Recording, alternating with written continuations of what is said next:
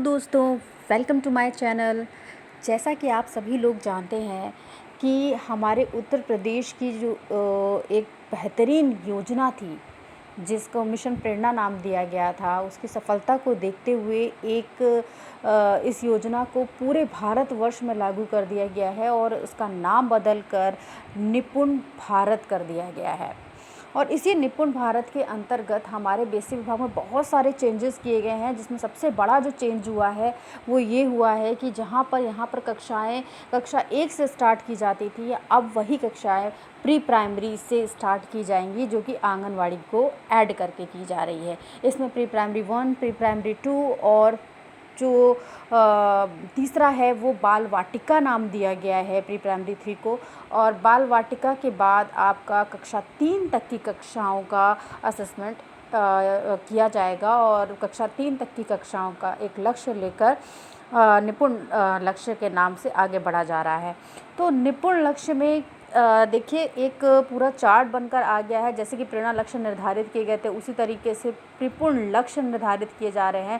पहले वो 1 से 5 तक की कक्षाओं के लिए थे और ये यहाँ पर बाल वाटिका से स्टार्ट किया गया है, क्योंकि आप सभी जानते हो कि pre primary 1, pre primary 2 anganwadi के अंतर्गत आ रहा है और बाल वाटिका से आंगनवाड़ी और हमारा जुड़ाव शुरू हो जाएगा और हम दोनों को मिलकर इनको आगे लेकर जाना है। तो यहाँ बाल वाटिका में देखिए हमारे भाषा वही चीज़ें हैं, भाषा और गणित का प्रेरणा लक्ष्य दिया गया है।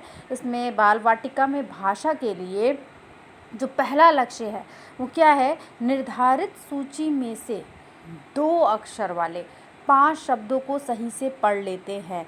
यानी सूची में अक्षर दिए होंगे, वो भी 2 अक्षर के शब्द दिए होंगे जो कि 2 अक्षर वाले, जैसे कल, नल, जल, पल, हल, इस तरीके के शब्द होंगे जिनको 5 शब्दों को वो सही से पहचान लेता हो। ये हमारा लक्ष्य किसका है, बाल वाटिका का है। दूसरा आता है कक्षा 1 की बात करें तो इसमें 5 सरल शब्दों, और ये शब्द किसके बने होंगे, 2 अक्षर वाले बने होंगे, ऐसे वाक्य पढ़ लेते हों।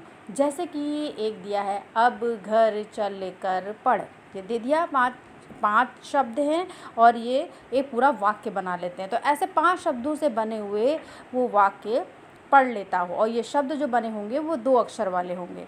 फिर कक्षा 2 का जो लक्ष्य है, जैसे कि पहले आप लोग को याद है कक्षा 2 में क्या था, कक्षा 1 में तो था कि 5 सरल शब्दों को पढ़ लेता है अच्छी तरीके से निर्धारित सूची में से, लेकिन यहाँ शब्द की जगह हटकर क्या आ गया, 5 सरल शब्दों से बना वाक्य आ गया। ठीक है, बहुत बड़ा चेंज हुआ है। और कक्षा 2 में क्या हुआ है, जो पहले क्या था, अनुच्छेद से निर्धारित सूची में से 20 शब्द, पहले क्या था, अनुच्छेद में 20 शब्द प्रति मिनट की प्रवाह से पढ़ लेता है, लेकिन यहाँ पर क्या है, पहले उसमें था अनुच्छेद को 20 शब्द प्रति मिनट की प्रवाह से पढ़ लेता है, पर यहाँ 20 मिनट की जगह पर 45 शब्द आ गए हैं। अनुच्छेद को 45 शब्द प्रति मिनट की प्रवाह से पढ़ लेते हैं। और क्या है, पहले 20 शब्द था, 45 शब्द है। और क्या है, अनुच्छेद को पढ़कर 75% प्रश्नों को सही हल कर लेता है। फिर से देखिए, अनुच्छेद को 45 शब्द प्रति मिनट की प्रवाह से पढ़ लेते हैं और अनुच्छेद को पढ़कर 75% प्रश्नों को हल कर लेते हैं। कक्षा 3 में देखिए क्या था, पहले 30 शब्द था, अब यहाँ पर आ गए हैं 60 शब्द, यानी अनुच्छेद को 60 शब्द प्रति मिनट की प्रवाह से पढ़ लेते हैं और अनुच्छेद को पढ़कर उसके 75% प्रश्नों को सही हल कर लेते हैं। ये हमारा भाषा का लक्ष्य निर्धारित किया गया है। और आप सब जानते हो कि हर 3 महीने बाद इन क्लासों का असेसमेंट होना है किसी परीक्षा के द्वारा, तो इनको बहुत अच्छी तरीके हमें इन लक्ष्यों को निर्धारित करवाना पड़ेगा बच्चों को। अब चलिए बात करते हैं हम गणित के लक्ष्य की। तो इसमें देखिए बाल वाटिका के लिए क्या है, 10 तक की संख्याएं पढ़ लेते हैं। ठीक, और दी गई संख्याओं, वस्तुओं, आकृतियों और घटनाओं को क्रम में व्यवस्थित कर लेते हैं, यानी इनको सही क्रम इनका आना चाहिए। फिर उसके बाद क्या है, देखिए कक्षा 1 में है 1 अंकीय जोड़ घटाना।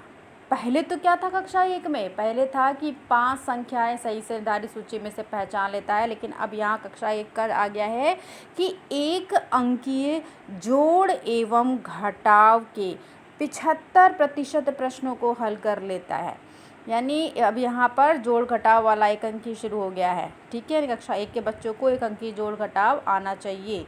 अब कक्षा 2 में देखिए क्या है, जोड़ एवं घटाव के 75 कौन से जोड़ और घटाव, 2 अंकीय, ठीक है, ये बात ध्यान रखिएगा, 2 अंकीय यानी 99 तक की संख्याओं के जोड़ और घटाव के 75% प्रश्नों को हल कर लेता है। अब कक्षा 3 की बात करें तो 3 में क्या बस आ गया है, 3 अंकीय, कक्षा 1 में 1 अंकीय, कक्षा 2 में 2 अंकीय, कक्षा 3 में 3 अंकीय जोड़ घटाव के 75% प्रश्नों को हल कर लेता है। और कक्षा 3 का एक चीज़ और भी है, इसमें 2 से 10 तक संख्याओं से गुणा के 75% प्रश्नों को हल कर लेता है, यानी गुणनफल 100 तक का आना चाहिए। 2 से 10 तक की संख्याओं से गुणा के 75% प्रश्नों को हल कर लेता है।